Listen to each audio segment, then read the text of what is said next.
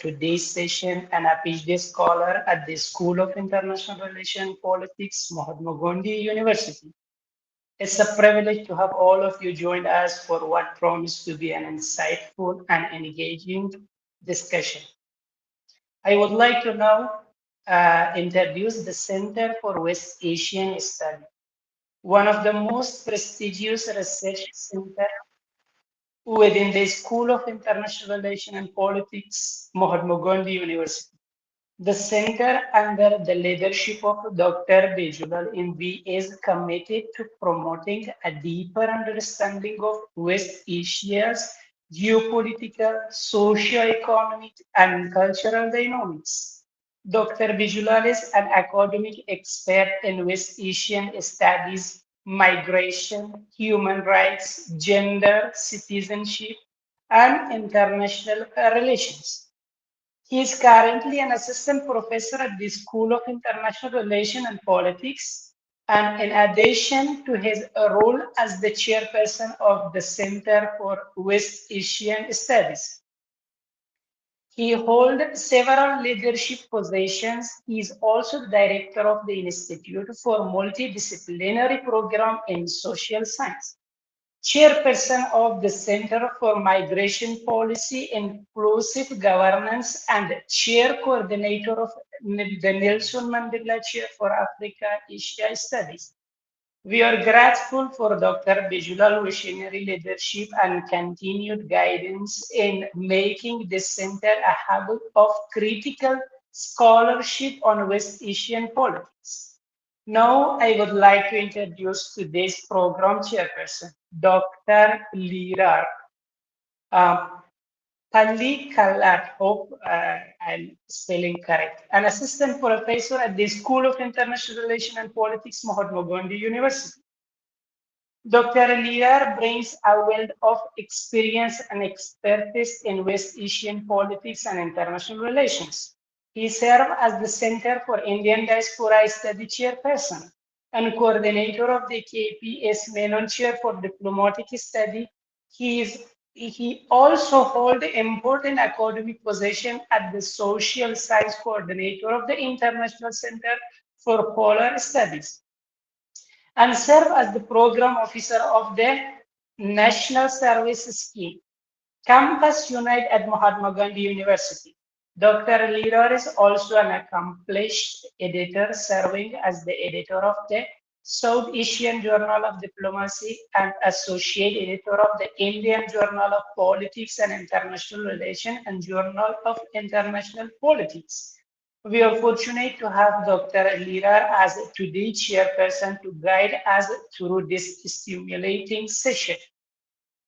And we have one speaker. Our speakers for today's Ms. Rahana Sherin K.V, a research scholar at the MMAJ Academy of International Study, Jamia Millia Islamia, New Delhi.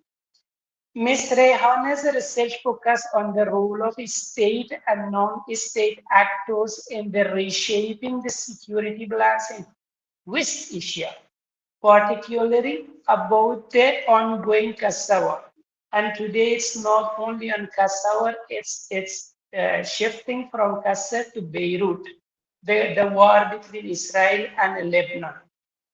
So we eagerly await her presentation, which will offer us valuable insights into this timely and important subject. Ms. Rayhana will have 20 minutes for her presentation. Following that, we will open the floor for discussion. You can participate in the discussion either by raising your hand to speak or by typing your question in the chat box. And we will address them during the panel. Now I invite Ms. Anjuna and Anuja KM to deliver the welcome address and officially begin today's session. Ms. Anuja, please. Thank you, Said. Good evening, everyone, honorable guests, esteemed colleagues, and dear friends. It is my great pleasure to welcome you all to the first edition of our talk series on contemporary West Asian politics, challenges, dynamics, and future trends. We are honored to have with us Ms. Rahana Sherin K.V, PhD Research Scholar at the MMAJ Academy of International Studies, Jamia Millia Islamia, New Delhi, as our keynote speaker. I welcome you, one. Next, I would like to welcome the chair of the session, Dr. Lirar Pulikkalalath. Dr. Lirar is Assistant Professor at the School of International Relations and Politics, Mahatma Gandhi University. He has held his position since January 2014. I welcome you, sir. Now I welcome Dr. Biswal MB, Program Coordinator and Chairperson, Center for Visitation Studies.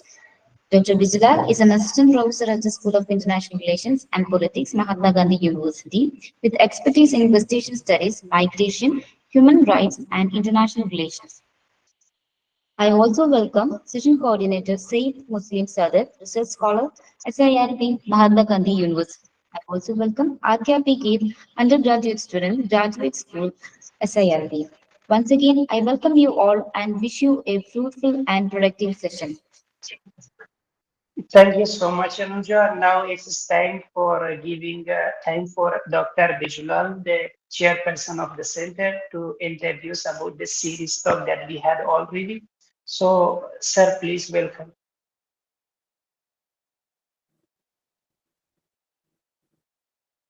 Hello,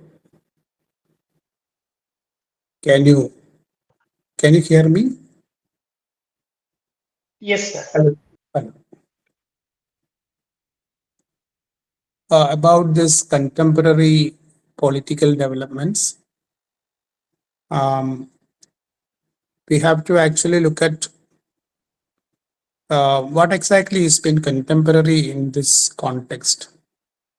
Certain political um, certain aspects of political dynamics that has been looming around for the last several decades continues to decide the ongoing processes. Um, there is a large scale dysfunction of the Arab unity for various matters, and the Arab nation states have been, at least in the last 10 to 15 years, have been moving mostly on a nationalist framework. Uh, when you look at the foreign policy, collaboration for progress, and various other things, there has been very strong intent of um, military dimensions of political inclinations, especially in countries like Saudi Arabia, UAE, and it's like that. There has been a proxy war that was happening in the land of Yemen, and we have seen that that was one of the most devastating kind of a situation that we are witnessing, which is terribly underreported. What we come across, these are all different ways of entering into the present, the crucible of violence that is happening in the region. And one has to see that again the nation state actors like Israel. And the very title of this presentation today is about the role of state and non-state actors. Many people in the academic community, unfortunately, are also holding a view about the how to hold a neutral position in relation to the present crisis that is happening on. As a student of Palestine in the late in the 1990s and somewhere afterwards, I have seen that there has been a constant attempt to precipitate a kind of response from Palestinian people. That response is mostly about one-sided, heavily militarized kind of an action on the Palestinian people. And every small kind of response to that has been highlighted as an instance of threat to the existence of the State of Israel. It was in 1987 PNC, Palestine National Conference, a significant resolution that was moved in which the existence of Israel was fully accepted by the Palestine Liberation Organization, following which the 1988 and 1988 and 89, you will see a series of discussions happening, open and closed, which leads to the Madrid conversations, and then leading to 1993 Oslo Accord, in which towards the end of which only the Palestinians were accepted as a state party in a very partial capacity. One can see that even after that to this date, the capacity, the political capacity in which the Palestinian nation is operating is a very limited kind of a situation. This is a real contradiction to be used in the very minimal words. And also about the kind of a denial of a status of a nationhood to the Palestinian people. One can see that the Palestinian, there was something called the Palestinian passport and the Palestinian identity. In all the kind of political register of Palestine was something extremely different than what we see now after somewhere after the 1940s. It was in the 1930s, the middle of which the non-state actors, mostly the very organized military gangs of the Zionist organization, supported by colonial powers at that point of time, were successful in terms of making several attempts with money and machine to displace large number of people. One has to see that these forgotten anecdotes about the Palestinian history needs to be brought into a kind of attention to everyone, so that the contemporary history of the conflicts could be at least understood. As a student of Palestine, its march towards freedom, one is always confused about what kind of a status, a role that a speaker should adopt. In the recent past, I have found myself in that kind of turmoil about how to probably look at and how should I be defining my own identity in terms of defending this. To a larger sense of the people who are commenting on this, in the wake of larger demands for humanitarian approach, and the concerted efforts across the globe to find a solution so that one can actually stop the killing of unarmed people, starving people, children, aged, and women in majority. This is a larger crisis, which is not a crisis, something like a natural calamity or a natural disaster, something like that. These are all planned aggressions with heavy money and material that is being provided by 5 or 6 important countries, nation states, again, to another nation state which is supposedly having all the accords about being one of the most democratic country in this world at present, whatever kind of decorations that Israel is presently having in the neutral minds of people.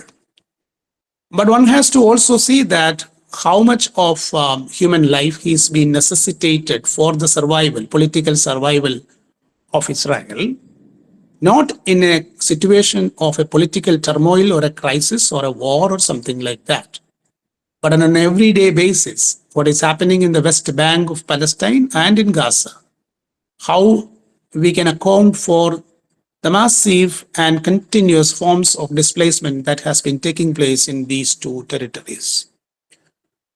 Is one of the saddest forms of development of a nation state by eliminating the very hope for another historically denied people to establish their own meager claims about a kind of country of their own. And the international community, sadly, has failed repeatedly in this context. There has to be an international relations or international politics dimension to this kind of helplessness being defined and studied, which is very significant at our time.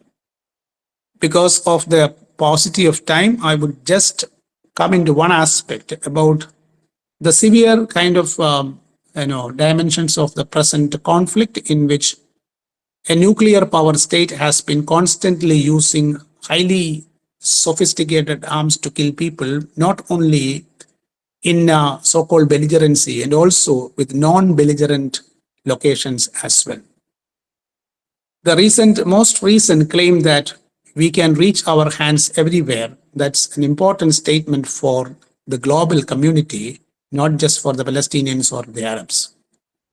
This is the way in which a very difficult force is gathering legitimacy among large number of people, and that is the point about the principles of the Geneva Conventions about even conducting the war, about the intentionality and proportionality of the conflict. If you look at from that perspective, this has been rendered totally unfair and has been unfortunately supported by the larger media and the hegemonic political powers in the world. And this misfortune is something where I said, as the international relations needs to have a different kind of an approach as a material, as a situation of study.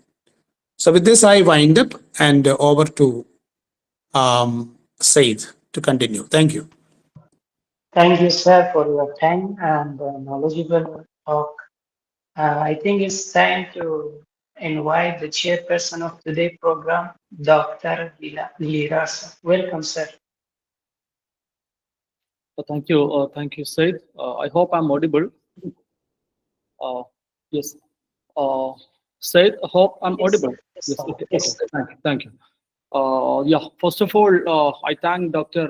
Vijilal, Nawaz, and the team Center for Vegetation Studies for organizing this timely talk series on contemporary vegetation politics and titled "Challenges."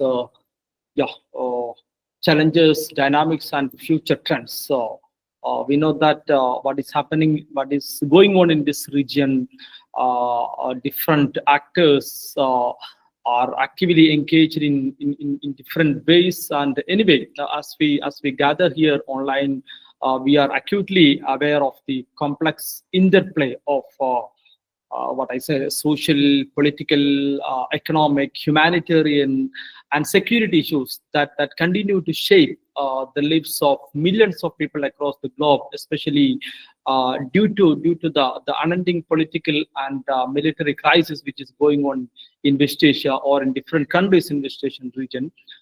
We know that the recent events related to the Israeli-Palestine or the Arab-Israeli conflict that have escalated tensions between different countries and actors, both state and non-state actors, leading to what I say, devastating impacts on the security and stability of the already troubled region. We know that West Asia is sometimes known as the region of oil and turmoil. So this is such a region of dynamic.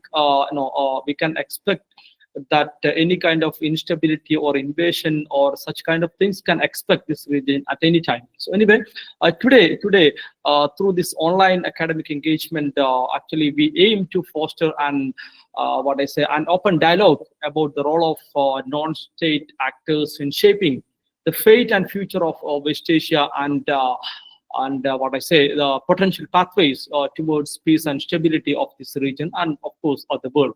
So it is crucial that we approach this region in general and the topic in particular with a commitment to understanding the diverse narratives at play. And fortunately, we are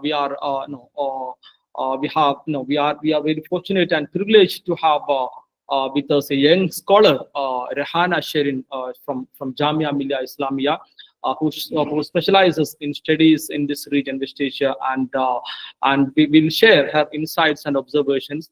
And now, I think she will be speaking on the role of non-state actors, a titled role of states and non-state actors in Gaza War, reshaping the security balance in West Asia.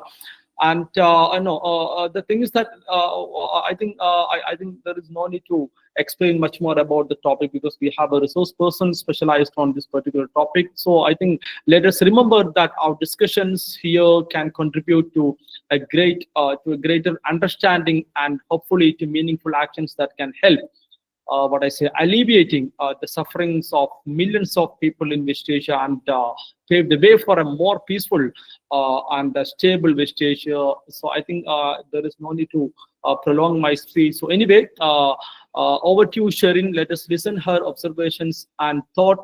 And yeah, thank you, Sherin. Over to you. Good evening, everyone. Thank you, Lirar sir, for that wonderful introduction. And the coordinator and the chair already introduced me, so I'm not going to introduce myself again. So I would like to say that I am truly grateful for this opportunity, and thank you, Center for West Asian Studies, for inviting me for an important topic, like this.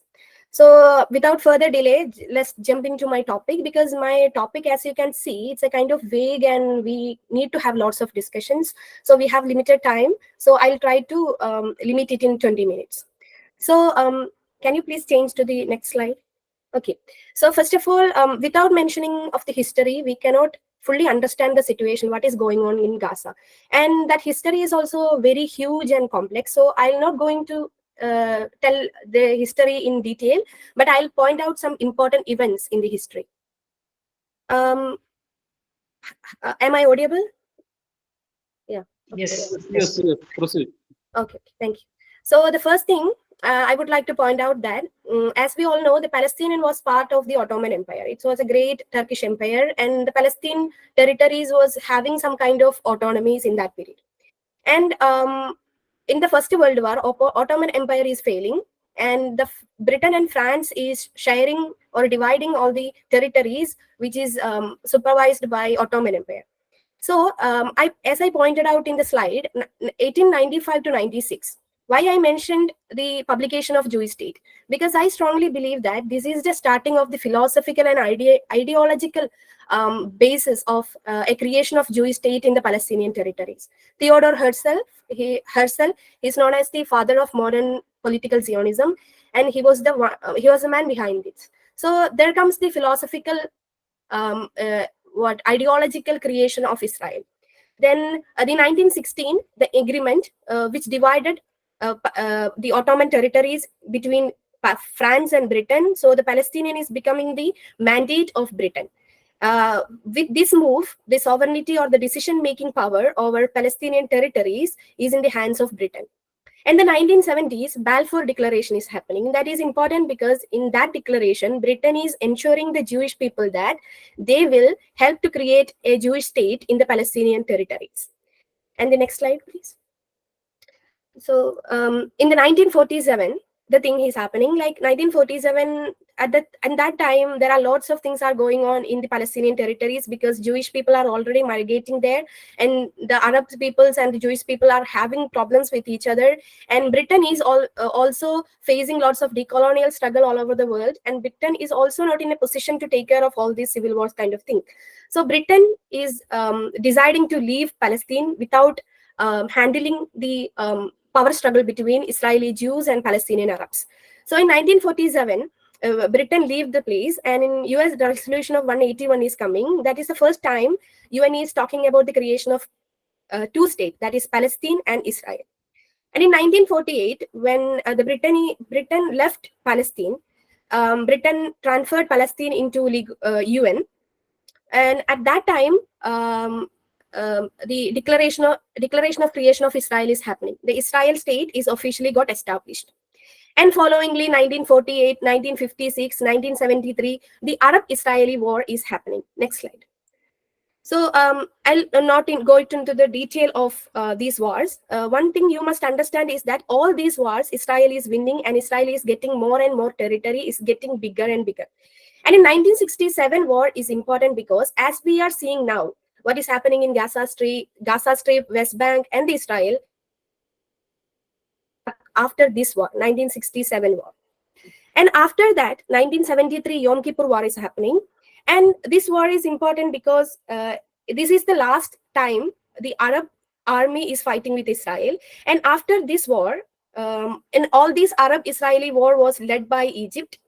And in 1973 war, after Arab nations' strategies towards Israel is kind of changing. Actually, Egypt, after this war, Egypt is signing a peace agreement with Israel. That was the first agreement of peace between an Arab nation and Israel. So this is kind of irony that Egypt is the one who led all the Arab army against Israel in the initial phase, and it is the first Arab country to sign a peace treaty with Israel. That's known as Camp David Accords in 1978-79 period. And after this, 1987, first Intifada is happening. That is, a popular uprising is happening in the Palestine-occupied territories of Gaza Strip and West Bank after the 1967 war. And first Intifada is important because that is actually giving importance or the creation of Hamas. Hamas is the important partner or important actor in the ongoing Gaza war. So 1987 Intifada is giving birth to the Hamas as a strong organization or as a strong movement.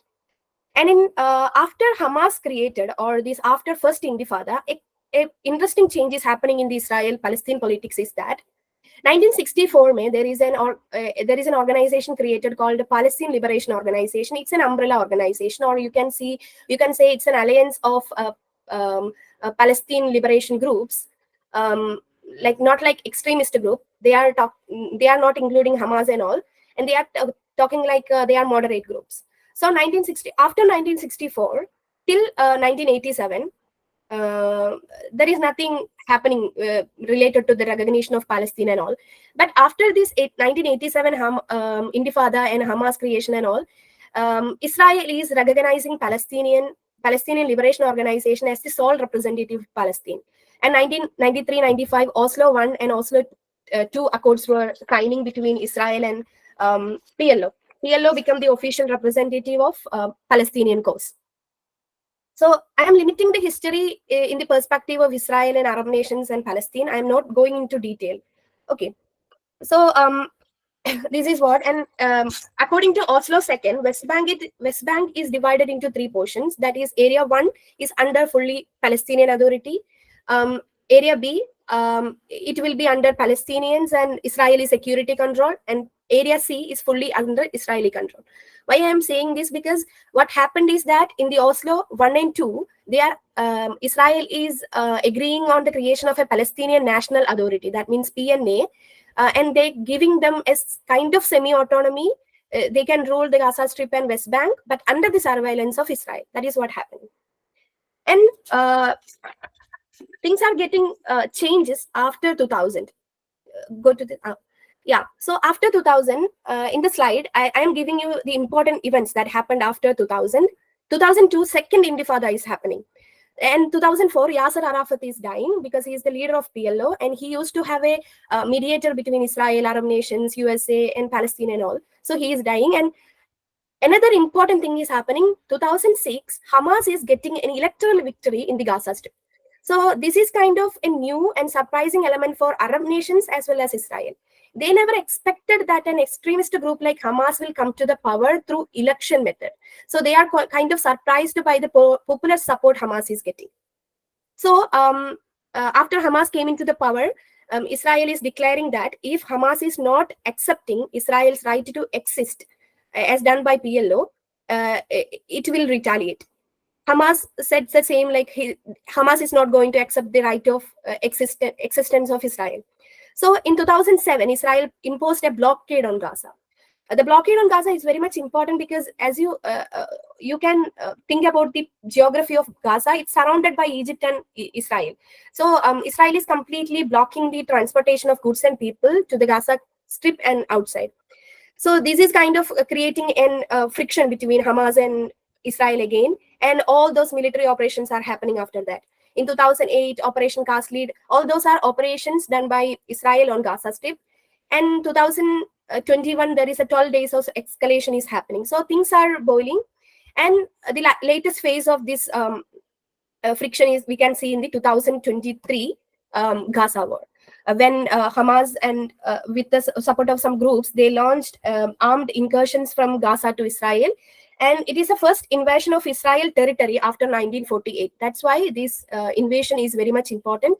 And also the global leaders and scholars are kind of surprised that how come Hamas can break the security wall or the defense wall of Israel and getting to penetrate into their territory. So that was quite interesting topic for scholars. So the next slide, please. This is all about the history. So I'll be focusing on the main arguments of my proposal, that is role of state actors in the ongoing Gaza war. As you can see in the photo, this is Netanyahu, who, when he giving his speech at the United Nations General Assembly on 27th September. And he already made the class categorization. So I'll go along with that. In the right hand, he has the curse countries. In the black mark, he's mentioning Iran, Iraq, Syria, all those countries. And in the other side, it's quite interesting, like blessing, the green color, Saudi, Morocco, Sudan. And the blessing countries, he mentions that those countries are important because they already signed kind of normalization agreement with Israel. For example, Abraham Accord in 2020 was signed between UAE, Bahrain, and Israel about the normalization process. Normalization process is not actually like the little bit of cooperation or something. It's like completely re-establishing the economic and political relations with two countries, those who have hostile relations before. So normalization means more depth meaning rather than a mere cooperation. So the blessing.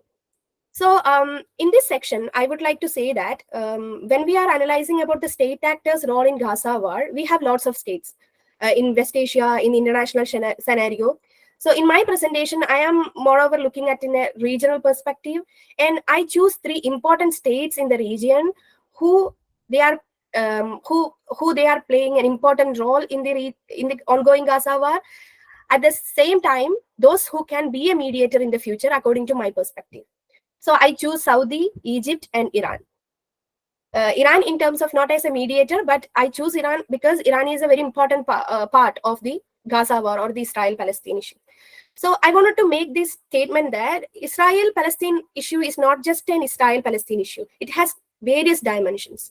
In the initial stage, it was also a rivalry between Iran versus Arab countries. Then it got changed to Iran versus Israel rivalry. Then again, in this latest period of war, we can see that Israel versus axis of resistance. That means the non-state groups in the region. So for Saudi Arabia, I'll start my discussion from Saudi Arabia. Saudi Arabia is always maintaining a strong position related to Palestinian cause and its relationship with Israel. They didn't sign normalization agreement so far, but they are kind of having cooperations in the new ways, and they are kind of friendly. They are Netanyahu and the Crown Prince of Saudi Arabia. They are presenting in front of media as close friends and close allies. And in the speech Netanyahu made at the United Nations General Assembly, he clearly mentions that he put lots of trust in Saudi Arabia as a potential economic partner. And I'll give you some examples. Like 2018, the killing of Jamal Khashoggi was happened. Israeli Prime Minister Netanyahu was publicly defending Crown Prince that the stability of Saudi Arabia is very much important for the stability of West Asia.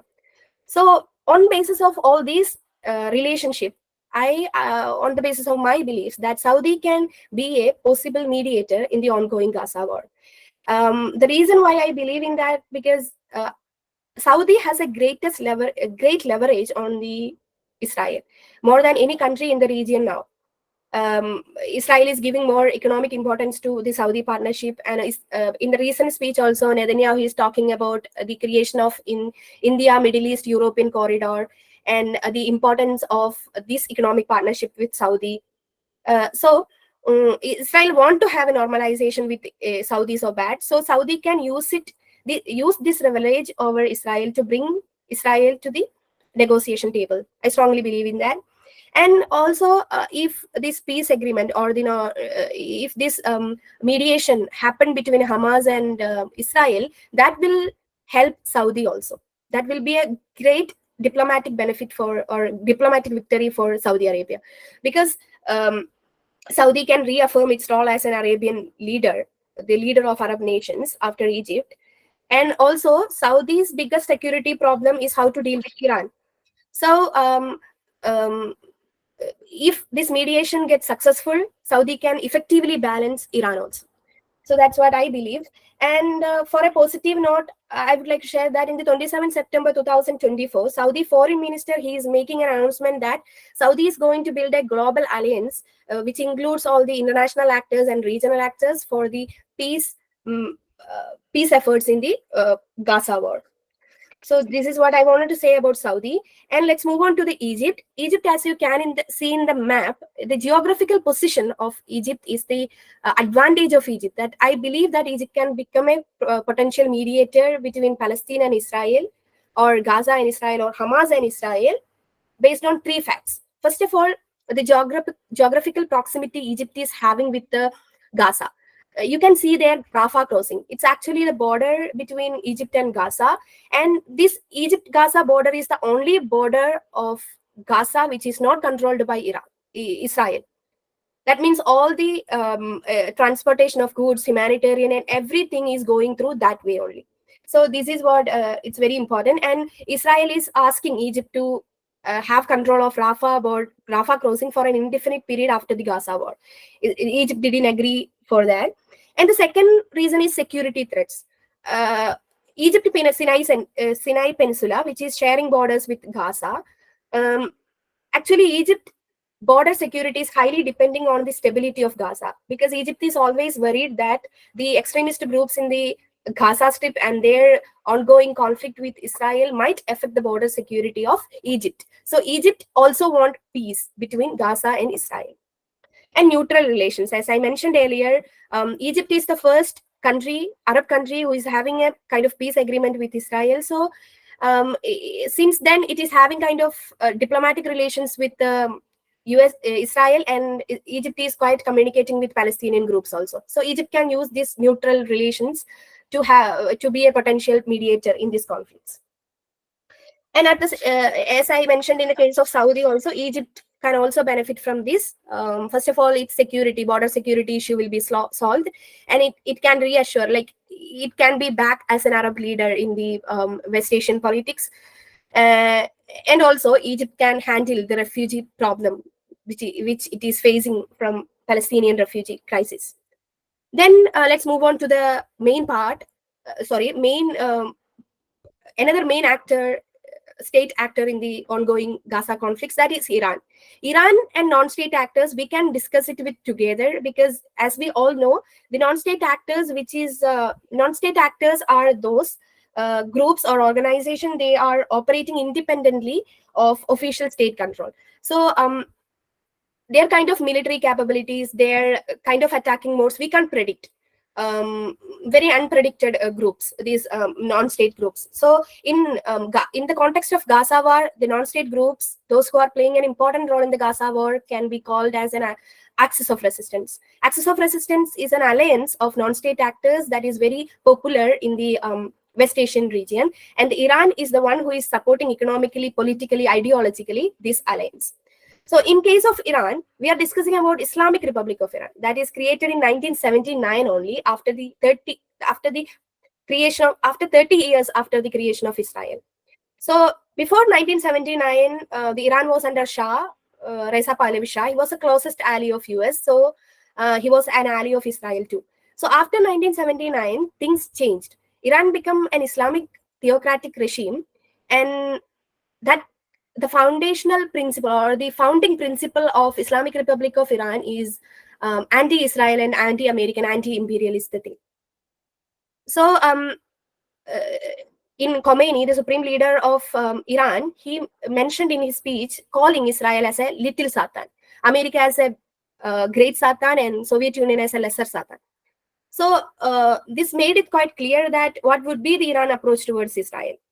So After that, but there is an interesting point about Iran-Israeli conflict is that they never fought with each other into face-to-face. After 1979, since the creation of Islamic Republic of Iran, the first direct conflict or first direct escalation of conflict is happening between Israel and Iran in 2024 only, in the April. They are shared, they sent missiles to each other's territory and all. That is happening in 2004 only. All these times, that from 1979 to 2004, they were fighting indirectly. They were fighting through proxy groups in Lebanon, Syria, Iraq, Yemen. Everywhere there is a presence of Israel and Iran in the opposite sides. But they are fighting through proxy groups. As you can say, like axis of resistance. Iran is using axis of resistance, all these non-state groups like Hamas, Hezbollah, and Houthis as a tool to fight with Israel. That's also true. So when it comes to axis of resistance, we are moving to the non-state actors part in the ongoing Gaza War crisis. So axis of resistance, what is the meaning of those names? There is an interesting thing behind this name. That means in 2002, after the 9/11 attack of 2001, in 2002, George W. Bush, American president, is making a speech that about axis of evil countries. North Korea, Iran, and Iraq. These three are categorized as axis of evil. That means those countries are supporting terrorism, and also those countries are having weapons of mass destruction. So after this 2003, America is invading Iraq also. So this kind of created a security dilemma for Iran that anytime we will also get attacked by Western militaries or especially by US. So Iran tactically moved, and Iran created a kind of alliance between the extremist groups in the West Asia and made an alliance called Axis of Resistance. And all these non-state groups are part of Axis of Resistance, are engaged with are involving in the ongoing Gaza War. And each of them's roles are very important. Can you go to the next slide? Thank you. So the Axis of Resistance is first, in the initial stage, it was an alliance of Shia militias, basically. But later, Hamas and Islamic Jihad, those are basically Sunni Islamic group, and they also joined in the Axis of Resistance. Now, Axis of Resistance is not like just a Shia militia alliance. It's way more beyond that. And Iran is having very closest and very trustworthy partners or allies in West Asia. So for Hamas, as you all know, it is created in 1980s, and it is the one who started in 2023 by attacking Israel. And how Hezbollah, like all other Axis of Resistance groups, have reacted to this October 7 attack. In Hezbollah, on October 8, just the day after Hamas attacked Israel, Hezbollah started firing rockets into Israel. So since October 7, all of the Axis of Resistance actors are fighting together against Israel. And same with Iraqi Shia militias. I didn't mention it here because there are also Iraqi Shia militias, and they are also part of Axis of Resistance. And the Hezbollah is recently in news these days because of the killing of the leader of Hezbollah, Hassan Nasrallah, by Israel. And Hezbollah was creating in 1982 against Israel invasion of southern Lebanon. So Hezbollah is also having an anti-Israel, anti-imperialistic ideology, and also it's like they will support Hamas. And then Houthi movement is in Yemen, and you might heard about the Red Sea crisis. After this October 7 Israel thing happened, when Israel is fighting Gaza War, Houthis are attacking the ship of Israel, and those ships are related to Israel in the Red Sea. So it's kind of created a world trade problems in the Red Sea. So they are helping each other, and you can say like Israel is fighting against Axis of Resistance. They are together in it, not only Hamas. So this is the my discussion about non-state actors and state actors in the Gaza War is ending here. For as a conclusion, what would be the future of this Gaza War incident? Yeah, you can see the map here. In the side, I will be showing the axis of resistance map, and the other side, Netanyahu is putting the curse map. So you can see the similarity. Actually, Netanyahu is mentioning the axis of resistant nations as the curse group. So for the future perspective of for the ongoing Gaza war, in the latest speech of Netanyahu in the General Assembly, he didn't mention anything about the creation of a Palestinian state, Palestinian statehood, Palestinian liberation. He didn't. He accusing that all these curse group countries, they are making problems in the West Asia, and the only solution is that Israel is getting normalization with other groups, other Arab nations, that is in the blessing group of states. So Israel is still finding solution. It does not Netanyahu didn't mention about how they are going to deal with the liberation of Palestine or the creation of independent Palestinian question. They are still focusing on maintaining more cooperation and normalization agreement with the other Arab nations. So and he also mentions that in the speech that the war will end only when the Hamas is surrendering all his arms, and when Hamas surrenders, lay down its arms and release all the hostages. But and also he say that the war will end only when he kill the last Hamas fighter. So I kind of think that it's a foolish thing, because Hamas is more than an organization. It is based on an idea. It's not like a group of people. It's an idea. We might have the participant in these talks may have different opinions about the modus operandi or the method Hamas is using to show his cause or idea. We might have disagreements, but most of the people can resonate with the idea they are representing, that is liberation of Palestinians. So even Netanyahu is or Israel is able to eliminate Hamas or Hamas fighters. That's not going to happen completely, but hypothetically, if he managed to do that, still I believe that it won't end any problem there. Still the idea will continue. That is, the question of liberation of Palestinians will continue. So killing Hamas or killing Hamas fighters or killing civilians in Gaza won't give any answer to this historical question of Palestinian liberation. If there is no Hamas tomorrow, another movement will originate with another name, with another fighters, with other methods. So the idea will continue. Only Hamas is going to get eliminated, like another organization with another name will come. So I always think that apart from talking about like how Hamas-Israel relation is going, why Hamas and Fatah is fighting with each other, we should focus on to addressing this question. That is what we can do about the sovereignty of Palestinians. Netanyahu also addressed this question about the post-war Gaza, how he is going to deal with it. He said that Israel is going to make a local civilian government. Those who work with those who can coexistence with Israel. But that's also a tricky one, because we know that what is happening in West Bank. So that's kind of occupation will continue. Netanyahu is mentioning that the occupation or the surveillance of Israel on Palestinian land or the Gaza Strip and West Bank will continue. Okay, so the same thing will continue. He's not going to end all these things. So I think that the liberation or the independence of a pre-Palestinian state where we should lay our focus on.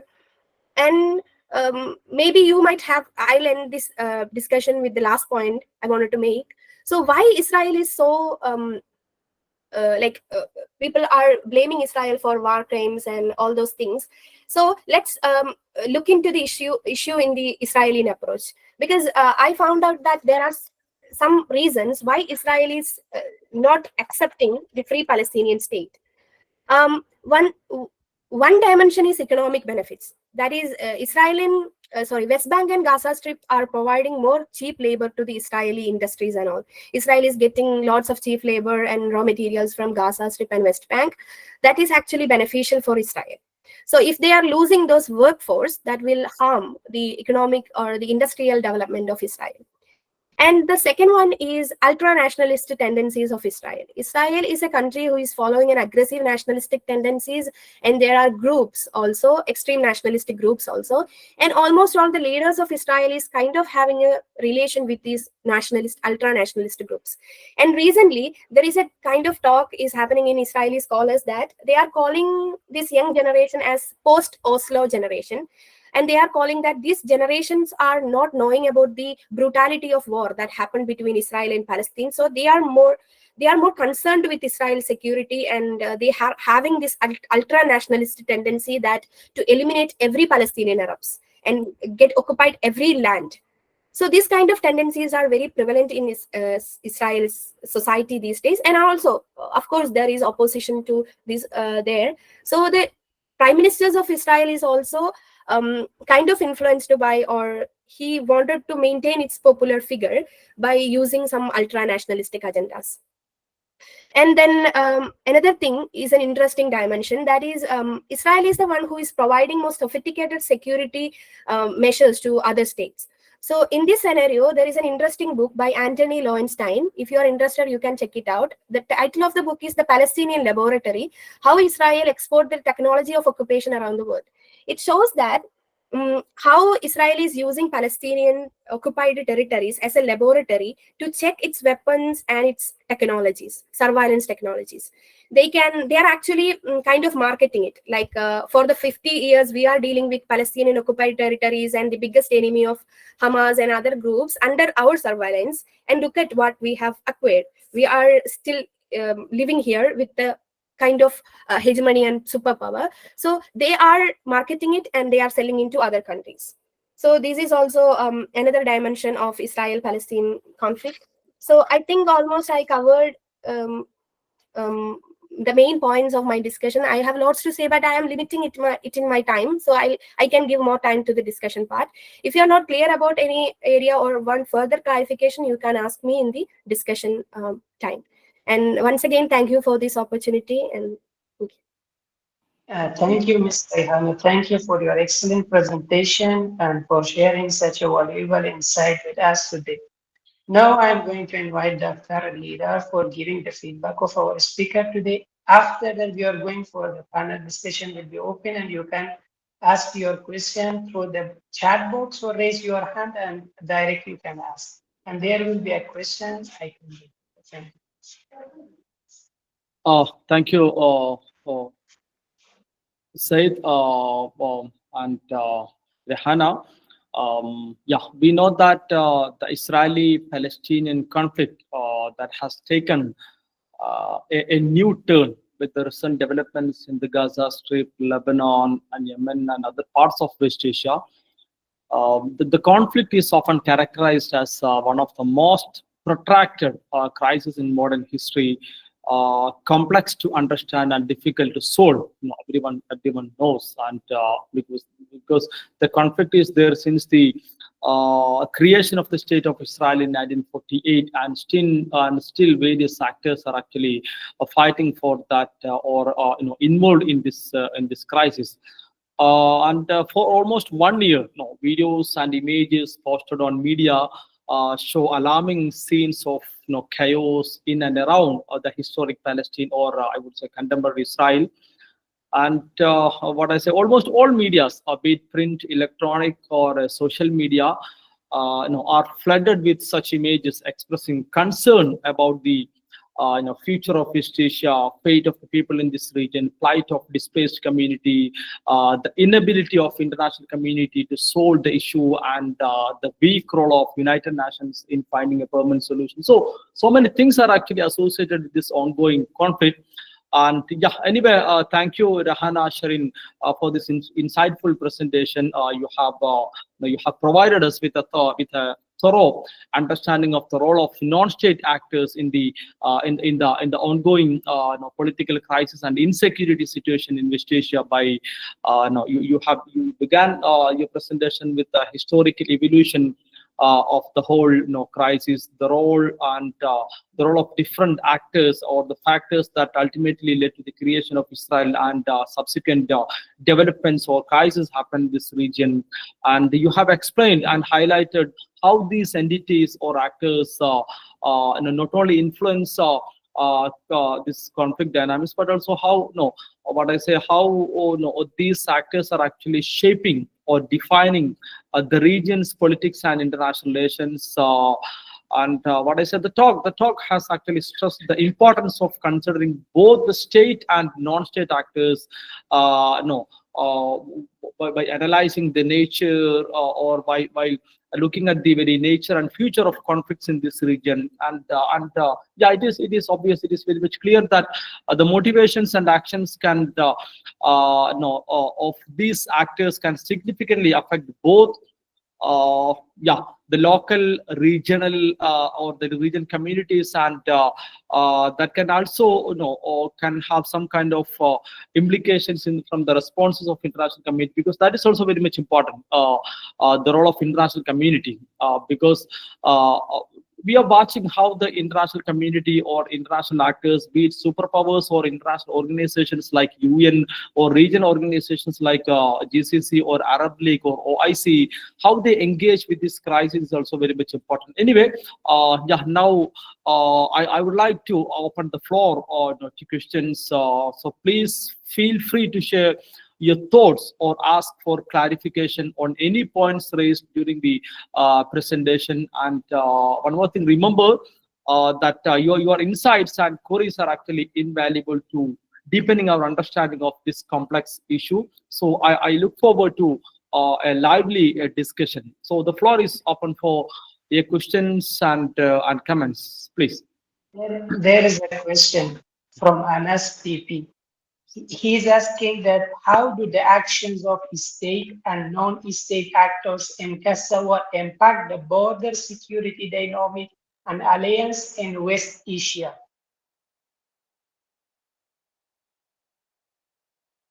Should I repeat?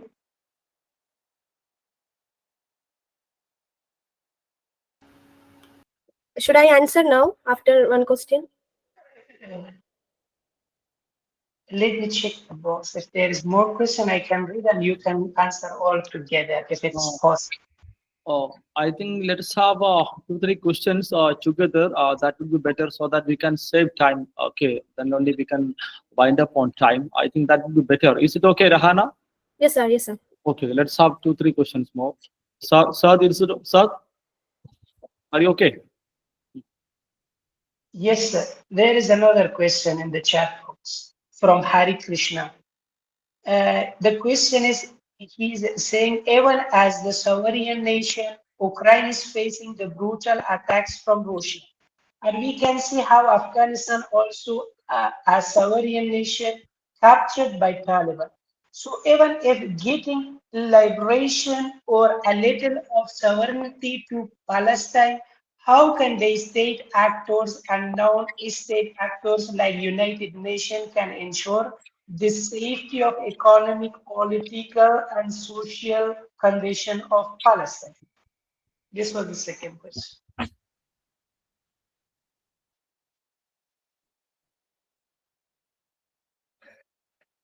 Anyone has any more questions? So can I answer now? I think yes, 2 questions. Okay. So the first question, I think I understand it like how this state and non-state actors' involvement in the Gaza War is going to affect the alliances in West Asia, right? That was the question. Yes. Yeah. So first of all, let's start from the alliances in West Asia. Major important alliances in West Asia is GCC, OIC, and some bilateral relations. So actually, after oil boom happened, the traditional Arab leaders in the West Asia, they faced the traditional Arab leadership changed from this Egypt, Libya, those countries to the Saudi, these GCC countries. And GCC is created in 1980s. And it's more than an economic organization. It's also had a security perspective also. So usually there is a scholarship that the security concepts about Arab nations and the GCC countries.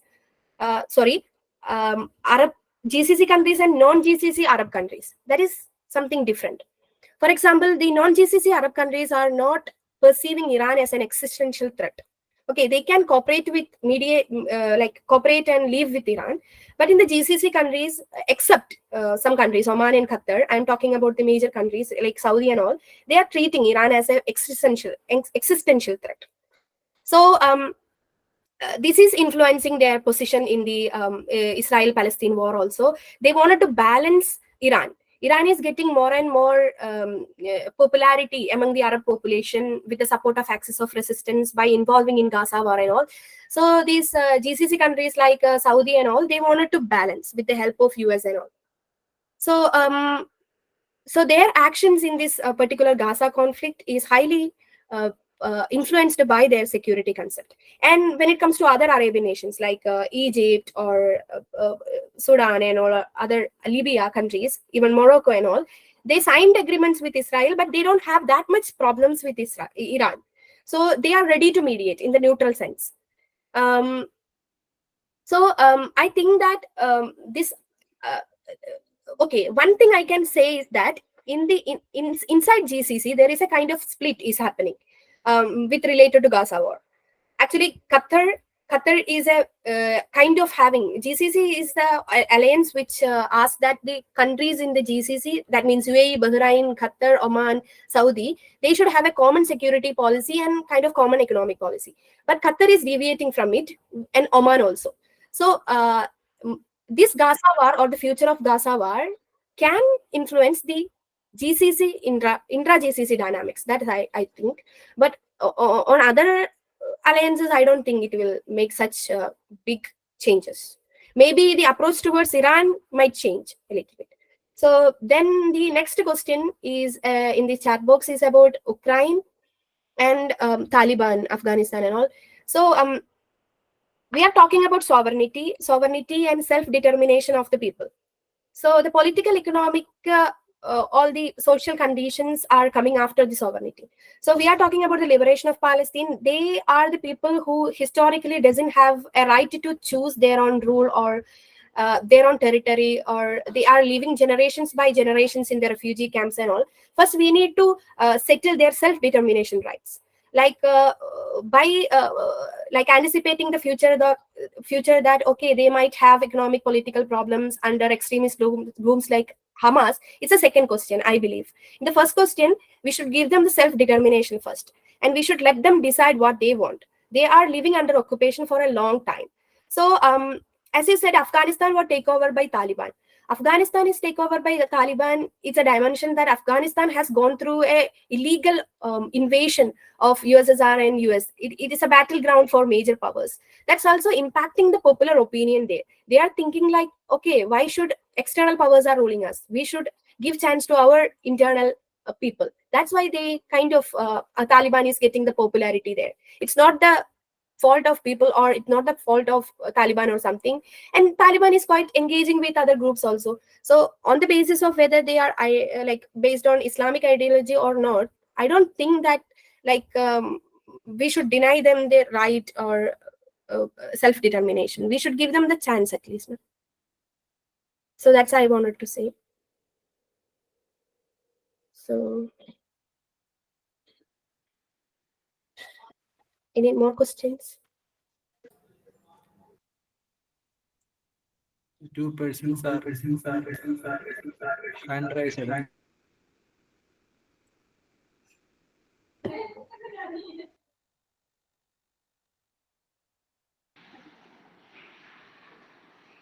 Can I ask? Hi, Rena. Happy to see you. It was great. Uh, as my colleague, and I'm not specialized in West Asia, but my area is South Asia. But still, out of curiosity, I want to ask. You talked about Saudi can mediate in between this war, but recently I have seen that Saudi is denying that demands of Palestine, and they are not siding with. Okay, they are also declaring themselves as Islam as their official religion, but they are not at least not sympathizing with what is happening in Palestine.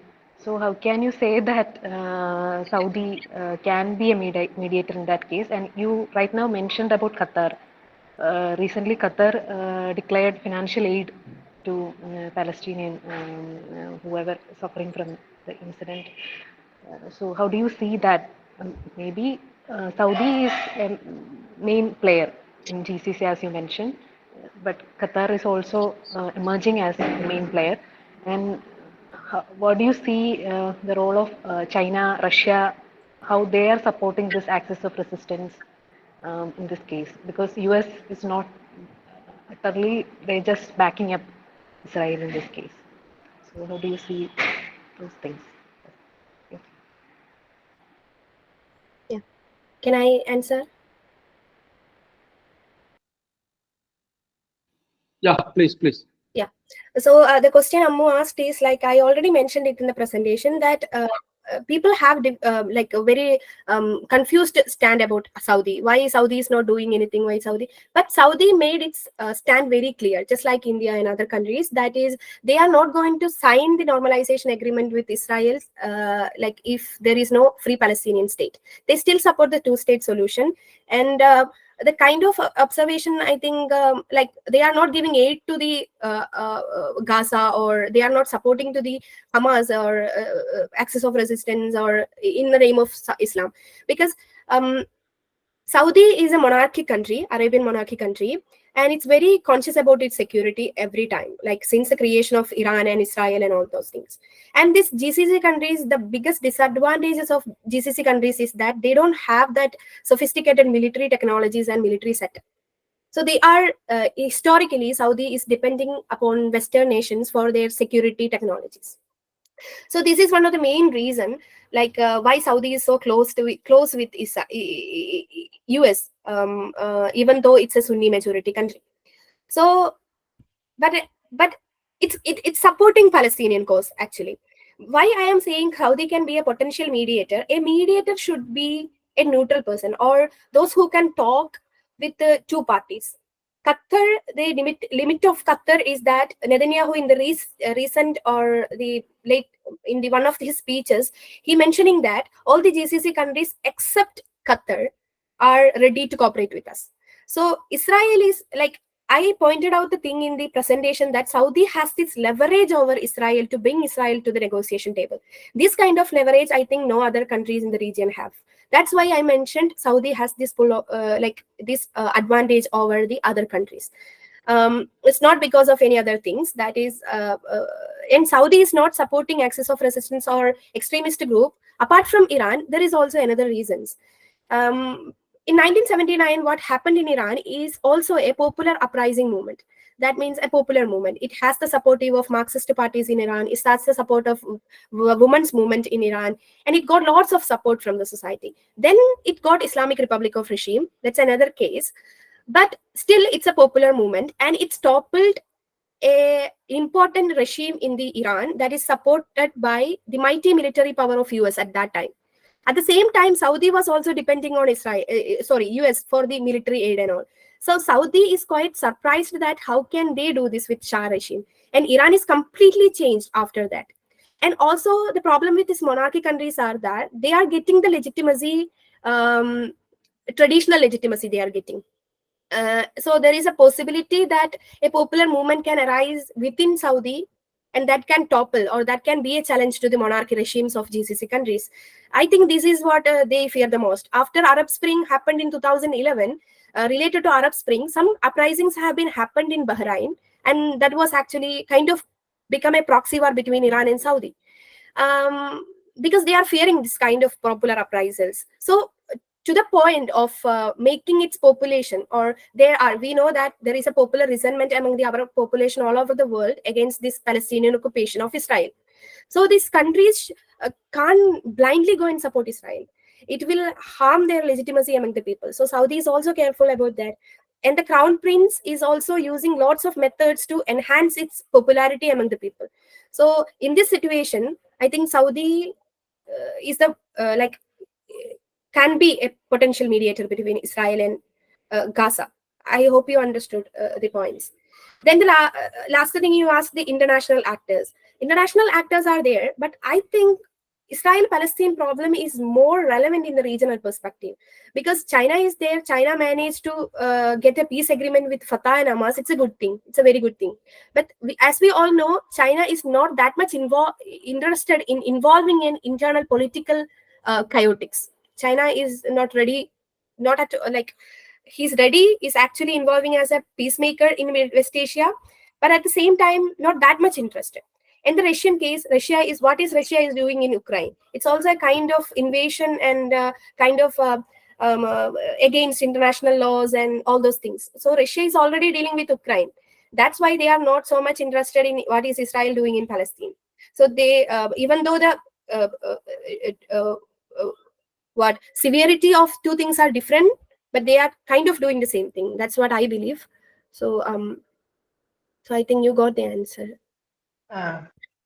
Thank you so much. We have one more question, and I think Mamata is raising his hand, so we are going to for that question. And I think after that, we are going to finish the session. So then my question is that, as we know, many news websites pop-ups that pager explosion that Hezbollah communication devices and previously Haifa port city of Israel strategic location were surveillanced and released by Hezbollah. My question is whether non-state actors are capable to handle this like outside of box at what we. That's an interesting question. Thank you, Surya, for the question. Like we are the thing about non-state actors is that we still don't know what is the capability of Hezbollah or Axis of Resistance or even Iran, what kind of technologies they are using. So we all know that Israel is so good at using sophisticated technology. The recent killing of Hassan Nasrallah, Ismail Hania is an example for all these things. So the pager explosion is also another level of it. So I think they are dealing it with difficulty, but I'm not sure what kind of technology Hezbollah is having. We are still we can't judge it from till now, because it's going to happen. They can behave in different way, or they might have used their most developed technology. We are not sure about. We are not even sure about in the recent news report of Al Jazeera saying that no one is sure about how much kind of military capabilities Hezbollah is having. They are saying in the Lebanon, a hotel worker or a school teacher can be an Hezbollah fighter. So that kind of uprooted or the deeply rooted movement is Hezbollah. So I think no one is sure about what kind of technologies they are having, and we are still not in a position to judge what will happen. It's escalating. Hezbollah versus Israel is just escalating. We should wait for more. I think so. Okay. Thank you so much. I think we have another talk as well, so the time is going to finish for today's session. And thank you so much again and again for your excellent presentation. And thank you for Dr. Lirar for his guidance and leadership of today's session. Now I would like to invite Adia P. Gate for giving the vote of thanks and finishing today's program. Thank you so much. Am I audible? Yes, Yes, please. yes.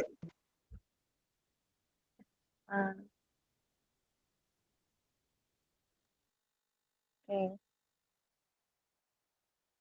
Oh, yeah. Okay. Good evening, everyone. Hello. Yes, continue. Proceed, Adya.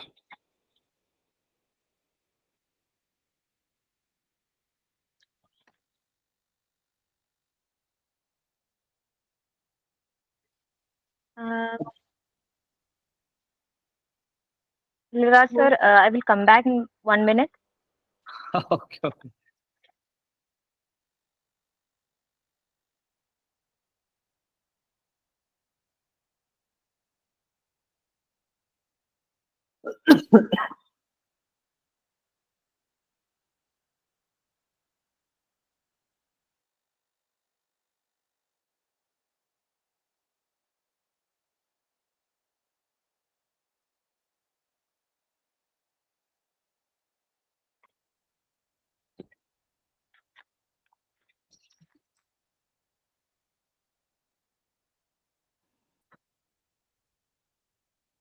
I hope that Adya will be back soon before our speaker leave the platform. Hello, Yeah, please. sir. I think I'm having some network issues, But you but are am I audible? visible now. Hello. Please continue. Okay. Good evening, everyone. It is my honor to deliver the vote of thanks for today's insightful talk series, organized by the Center for West Asian Studies, School of International Relations and Politics, Mahatma Gandhi University. First and foremost, I would like to extend our heartfelt gratitude to our esteemed speaker, Ms. Rahana Sherin K.V, for her comprehensive and thought-provoking analysis of the role of state and non-state actors in the Gaza War, reshaping the security balance in West Asia. Your insights have greatly enriched our understanding of the complex dynamics of this critical issue. A special thanks to Dr. Lirar Pulikkalalath, who expertly chaired the session, facilitating an engaging discussion that added significant depth to our conversation. We're also deeply grateful to Dr. Bijulal MV, chairperson of the Center for West Asian Studies and program coordinator, for his vision in organizing this event and ensuring its success. Now, I thank all the participants who joined us for today's session. Their active involvement and thoughtful questions have made this session even more valuable. Finally, I congratulate Mr. Nawaz, Mrs. Said, Ms. Anuja, and all the people who had made efforts to make this talk a fruitful one. Thank you all, and we look forward to more enlightening discussions in the future. Thank you. Thank you, Rahana. Thank you, everyone. Thank you, Lirar. Thank you, Said. Sadat. Thank you, Rahana.